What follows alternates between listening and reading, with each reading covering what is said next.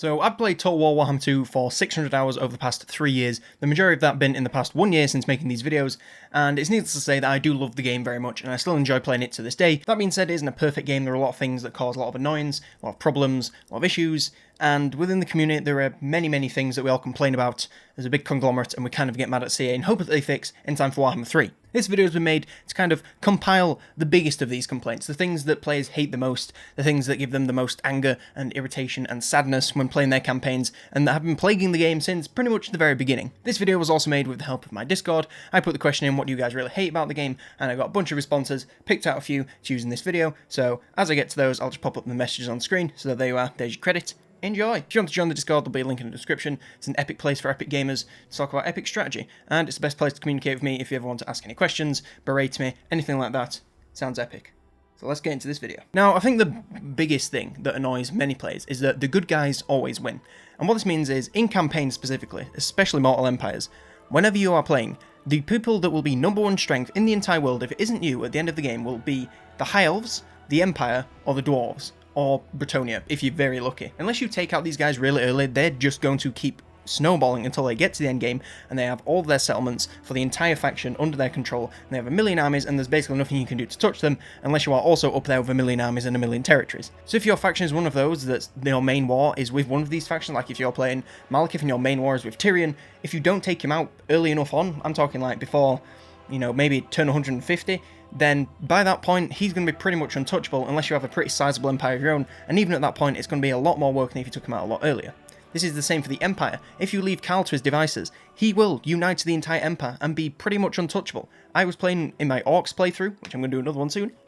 In my Orcs playthrough, I was playing against him, and I declared war on him right at the end, as he'd got all his settlements under his control, and I was sending army against army against army, and he just kept sending his. I was taking out more of his armies than he was mine, but he was still gaining ground on me. It's incredibly annoying, but what can they do about it apart from rebalance it? Come on, CA, please. I am begging you, we need this, especially with the new things that the High Elves are getting in the latest DLC. Oh my god, please, they need a nerf. In the campaign, at least. In multiplayer, I don't really touch that weird 10-foot pole, you know what I'm saying? The Dwarves are a bit more of a 50-50, it can either be them or the Orcs. I'm guessing it's going to be more the Orcs after this new DLC comes out, but whenever it's between the two of them, if the Dwarves win, they take over the entire bottom right-hand corner of the map, up until the deserts pretty much, and there's not really anything you can do to touch them because Dwarves are incredibly strong playing defensively. It is crazy. Bretonia is one of those that's a little bit more...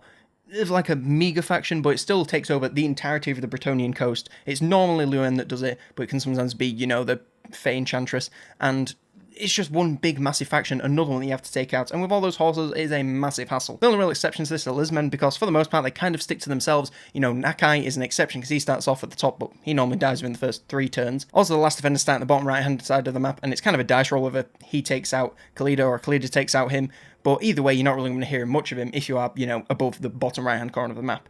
And the rest of them start in Lustria, and who the hell escapes from Lustria? No one. It's like the Thunderdome in there. Once you are in, you cannot escape. You die. Oh, little bonus thing all players hate. Lustria. What is up with that place? Why are there so many legendary lords there? CA, look at this massive map that you have. Spread them out a little bit. We have, 5 bajillion lords in this little corner of the map, and the rest of the map, there's about 3 scattered around, and you have to go searching for them. In Lustria, it's just like the Royal Rumble. You just turn around, nope, that's it. Gorok's going to hit you with the rock bomb, and that's it. You're eliminated. Siege battles. This is one that came from the Discord, by the way. They are something that players have really loved in every other game, but they've really hated in Warhammer and Warhammer 2. This is carried over since the first game. The sieges, they're really bad. I hate to say it, but they are pretty bad. In most Total War games, you get, the settlement in the middle. I played Three Kingdoms quite recently, so this is the footage that I'm going to try and use for this. You get this settlement in the middle, and the enemy can attack you from all sides, and you can defend on all sides, and it's a lot more tactical because, you have to manage different fronts at once. You have to decide which front you really want to hold and which one you're going to surrender, and then fall back to your inner settlement and defend from there. It's really great. I really enjoy it. In Warhammer, you have 1, maybe 2 walls that you can defend, and that's it. And you just...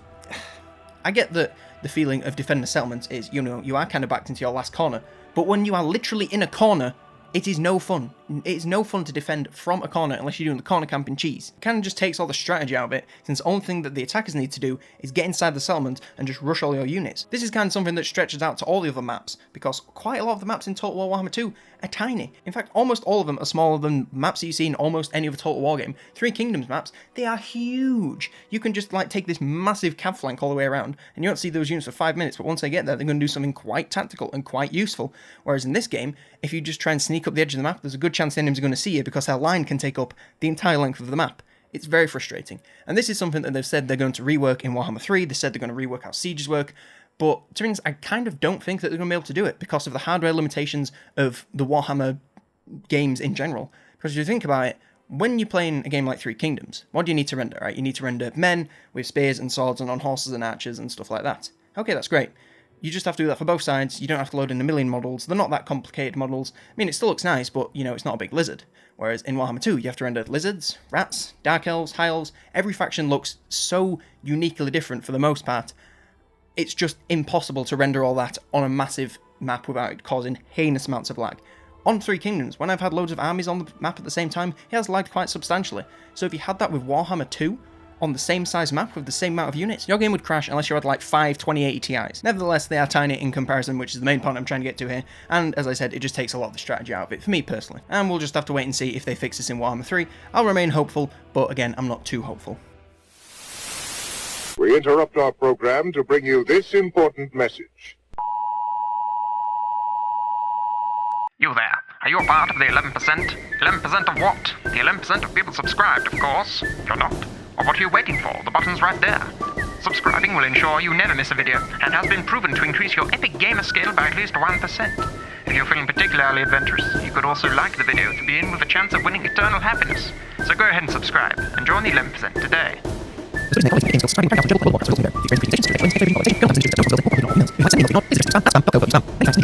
We now return you to your regular scheduled programming. Auto-resolve eating all of your units. Now, I'm sure that many of us out there, me included, we love auto-resolve. It's just like, oh, I don't need to fight the spell, boop, one button, the battle's over. I lost a couple of units, and yeah, I probably could have done a better job. Well, not me personally, but most of us could have probably done a better job by finding it manually.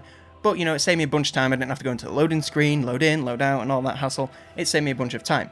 But sometimes, you auto-resolve, and you just lose randomly half your army. Like, the bar is, like, in the middle, but it's on your side, so you think, oh, I'm going to win this, you know, it might take some heavy casualties out of all my units, but I'm not going to lose anything. No, it just eats all of your ranged units and leaves everything else untouched. It's like, what the hell, they're like my most expensive units, why would you do that? And that's the exact reason why. It just does it to annoy you, it's crazy. It also forces you to fight battles that you don't need to fight. When I was playing as the Dwarves, it forced me to fight every single garrison defense battle, even though every single one I managed to win with taking very, very minimal casualties, just by using artillery that the Dwarves have, that the auto-resolve should be able to work out because they've had them since game 1 and they know how strong they are. You just sit at the back, shoot the enemies, and then they go running off and take no casualties. Why do I need to fight this every single time? Because the auto-resolve gives me a 1% chance of winning. Piggybacking off it just eating your units randomly, it seems to be completely random which units it eats. Sometimes it's all your ranged units, sometimes it's all your melee units, sometimes it's all your cav, sometimes it's your big monster, sometimes it's your lord. It just seems to be completely random every single time. I hope it gets reworked so it's not as stupidly punishing, because it forces your campaigns just to pad out their length and just be way too many hours long when you could have saved so much time if the auto-resolve was actually competent. But anyway, that's just a theory.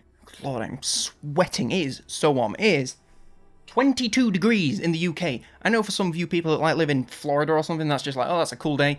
In England, if it is over 9 degrees, I'm going to melt into a puddle. This house, it is not built to release heat, it is built to keep it in. It's like a sauna in here. I'm sweating so much.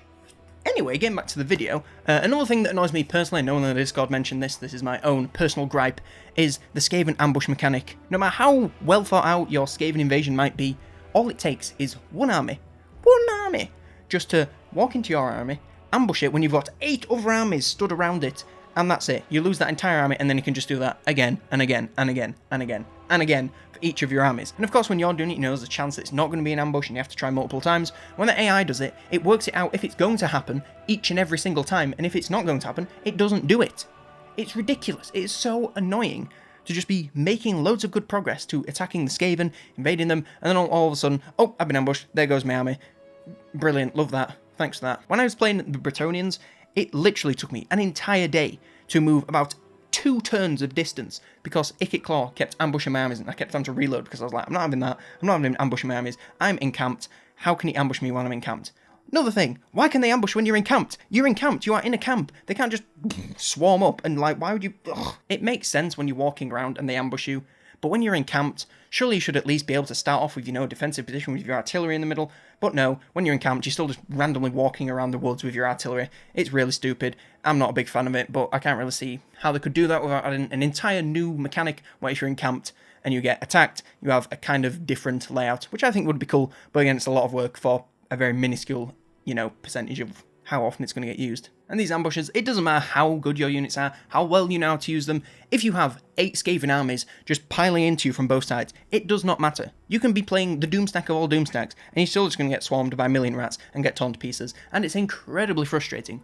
When you are playing with them, it's a delight. You can take out armies, bing bang bosh, there they go. It's so funny when you are just like, oh, what's that, you have 8 armies come towards me, let me just ambush them one by one. On the other side, I think my man German985 said it best. Is like trying to rip your teeth out with your bare hands. It's like, it's just a fucking awful process. Yep, thanks for that, German. You are 100% correct. So the Chaos Invasion has been a thing since Game 1 when they added the Warriors of Chaos as the pre-order DLC. Thanks to CA, everyone loved that. Excellent decision. Probably should have waited until you could cover Chaos a little bit more like you're hopefully going to do in Game 3, but you know, it is what it is and it happens.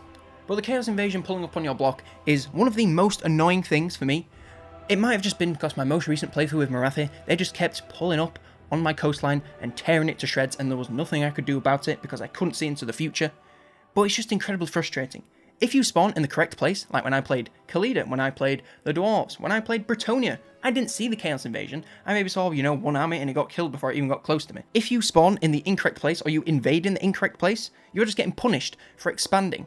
So when I played Marathi, I expanded all up, you know, along the Nagaroth coastline or whatever it's called, and I had settlements all down there, and I also invaded Ulfland, so I had settlements all down here. The Chaos spawn there, and then boom, they just take out all the settlements that are here and there. It's just, why? I decided to go to this specific place, and you attack me because of a choice that I made that would benefit my faction. I'm getting punished for doing a beneficial idea. It's so annoying. Now, the particular danger areas are, as I said, the top of Ulthuan and the bottom of Nagaroth, the top of Lustria, you might run into a couple, and of course the top of the map that's near the Empire, but if you're playing anyone that isn't Kislev, which you can't play unless you mod, then you really don't have to worry about it, because most of the time they don't make it past there. And even if they do, it's going to be a really weak army, and you can just roll in with Calfrans and smut it out of existence. Not smut, snuff. You can just roll in there with Cal, snuff it out of existence, no big deal. Now, while some people use mods to increase the intensity of this invasion, I personally really don't like it. I want to do something interesting. I don't just want, okay, it's turn, you know, 183, time to roll out the Chaos Invasion and just invade all the settlements. And if you don't know when it's coming, screw you. If you know, forget to look at the turn timer and you don't have armies sat in all your lands, screw you. I had the best garrisons I possibly could in these places, and they still got steamrolled. It's just a mechanic that is just there to slow you down. Mechanics that are just there to slow you down without adding anything interesting are so boring to me. Because it's just like, oh, well, that thing happened. Oh, cool. Why did this happen? Because I was doing well? Oh, thanks for that. Really appreciate it. And yes, I know that there needs to be some difficulty when you get to the end game, but I see the difficulty in the end game as the Mega Wars. You know, if I'm a big faction like I was playing the Dark Elves and I want to go to war with the Empire, that is 2 massive factions with loads of armies going against each other. And if they decide to attack me properly, it's going to be a really tricky invasion. It's going to be pretty tactical. You know, there's going to be lots of decisions, lots of fights. It's going to be pretty intense. What isn't intense is me doing that, and then, oops, sorry, I need to cancel this invasion. I need to go back and get rid of the armies that just spawned on my coastline. It's very annoying. Not a big fan. But hey ho, that's just me. As I said, I just want this reworked in Game 3 to be a bit more interesting. Please, CA, I'm really holding out some hope for some Game 3 news. Literally anything. I really want it. I really need it. Gimme. Now, getting kited is something that never feels good. And if you don't know what getting kited means, it's basically if you decide to chase someone and then they just run away and then you just end up in this perpetual loop of him running away and you following him like a kite. There you are, that's where it comes from. How amazing. On the campaign map, this sucks. If you're trying to hunt down a specific army and every time you get close to them, they just run away, and then the next turn you run a bit close to them and then they run away again. What can you do about that? You can't do anything. You can go into forced march if you're confident you can beat the army, but even then you can get right next to them. They can go into forced march and force march away from you, and then you force march after them. Because you're in forced march, you can't engage in a battle with them. So what are you supposed to do? You're just meant to sit next to each other and run around till the end of time? It's really annoying. Also, if you decide to go into forced march and the army that you're chasing after is a little bit strong, good for you. Now you're getting attacked by a strong army when you're in forced march, so all units are exhausted. And the only reason that you did that is to catch up to the army so that you could destroy it. Have fun. Now, of course, I'm not complaining about this like I was with the Chaos Invasion. I think this is a legitimate strategy that the AI can use. It is just still frustrating nevertheless. There is a few ways to counter this. You know, you can send out another army to kind of pincer them in, restrict their movement, or you can kind of try and chase them into a corner and then they haven't got anywhere to run. But in doing this, you do kind of need to have, you know, 2 armies going after 1 army. And if you are not in the tippy tip of the end game and you have millions and millions to throw around on random armies to chase random armies down, then this is going to be a massive drain in your economy to have 2 armies chasing 1 army that's going to give you about 2 grand. It's not very worth it. and it's incredibly annoying. Kiting can also happen in battle. If you are playing a faction that doesn't have much speed, say you're playing, the dwarves and you haven't got any gyrocopters or anything like that, and the enemy has some ranged cav, too bad, you're never going to be able to kill them. If you can't take them out with your artillery, which you're probably not going to be able to because they're incredibly fast moving and can dodge all your bullets, then you're going to have two choices. Sit there and let them pick you to pieces from range, which is very annoying because you just have to sit there and it's a waste of time and a waste of units, or you're going to have to chase them to the edge of the map, get exhausted, and then let them pick you apart from range because you're probably still not going to be able to catch up to them. Even if you send cav after these things, they're still going to get picked apart from range, and if they're very fast cav, chances are they're not very armoured, so they're going to get picked apart and then run away before they get into combat. It's a great system. I love it. Of course, if you have something flying, like fellbats, maybe some direwolves, you might be able to get in and shut them down quickly, but if you don't have anything like this, good luck, wait for them to run out of ammo, then they're forced into melee. Till that point, screw you, you ain't got anything to do. Again, I'm not complaining about this like it's something that's broken in the game. It's a fair strategy, getting out of the way, doing lots of damage, running away, kiting, exhausting the enemy. It's a fair strategy. It's nevertheless very annoying to go against. Now the final thing that's annoying, and these have been in no particular order if you haven't already been able to tell, I'm not really into the lists and numbering things and ranking things. I don't feel qualified to rank what's more annoying than other things, but this is the last one anyway. It's getting constant diplomacy requests from the AI, and while this may not seem so bad, you can just decline them, and you can even get a mod to mute them. How wonderful would that be? Sometimes these requests are useful, if you want a trade agreement, or a non-aggression pact, or peace, or anything like this, you do want to see those, so you can't just mute all diplomacy. But at the same time, if you don't mute all diplomacy, especially once you get to the end game, you're going to be getting military alliance requests, trade requests, military access requests from pretty much every single faction that's on your side. So if you're an evil faction, you're going to get all the rats, all the elves, all the everyone asking you for an alliance, especially the Vampire Coast. They like to ask for alliance right at the end game, and as I said in my previous mistakes that new players make, never ally with the Vampire Coast or any of the evil factions for that matter, because they do nothing but start wars, get wars declared on them. It's a waste of time. So you either have to sit there and manually sit through the end turn, just clicking decline to all of these deals, or you have to get a mod to mute all diplomacy, and then you might miss something that's actually quite useful, which is just as annoying. What's even worse is if you fat finger click and accidentally accept some of these, you can get severely screwed over. If you accept a military alliance and immediately break it, your reliability is probably going to tank a little bit, and that faction that you may have been friends with but didn't want to ally with, they're not going to like you anymore, they might declare war on you, epic things like that. And if you don't break the alliance, then you're just going to get roped into every single war in the known world, and that is incredibly annoying also. But yes, that about wraps it up for the things that Total War Warhammer 2 players hate. If I missed anything that you hate, that you have a serious gripe with this game, something that annoys you in every single campaign, leave a comment down below. I'd love to hear about it. If your comment is, you annoy me more than anything in the world, Total War 2 players hate you, please leave that. That sounds pretty epic to me. I'd love it. Be sure to leave a dislike if you do that. Don't forget, I see you again, don't forget. But if you did enjoy this video, be sure to leave it a like, leave a comment saying, this video is epic, I'm an epic gamer like you. Join the Discord to stay up to date with all the announcements and all the new stuff and all the videos, and any discussions for a chance to be, involved in the video creation process like this. I'll do that occasionally. Seems pretty fun. If you want to see more of the most Total War Warhammer 2 gameplay videos on the planet, be sure to subscribe to this channel. We're growing at a pretty nice rate. I'm a pretty big fan. We're going to be one of those big boys soon. Epic new content coming out on the Warden of the Paunch DLC, coming Friday. Be looking out for that. Very exciting. Yes, for now, my Zoomers, I will see you in the next episode of Dragon Ball Z.